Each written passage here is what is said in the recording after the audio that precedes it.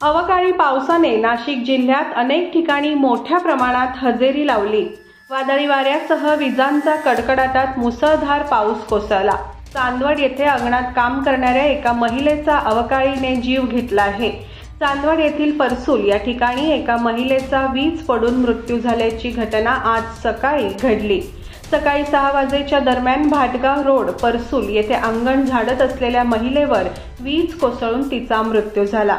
मिळालेल्या माहितीनुसार शोभा कैलास निकम, वय वर्ष 48, राहणार भाटगाव रोड परसूल, तालुका चांदवड असे या मृत महिलेचे नाव आहे।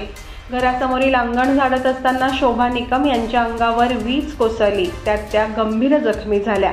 त्यांना उपचारार्थ चांदवड उपजिल्हा रुग्णालयात दाखल केले असता डॉक्टरांनी तपासून त्यांना मृत घोषित केले। त्यांचा मुलगा पोपट निकम याने चांदवड पोलीस ठाण्यात खबर दिल्यानंतर पोलिसांनी अकस्मात मृत्यूची नोंद केली असून अधिक तपास हवालदार मनसाराम बागुल करत आहे।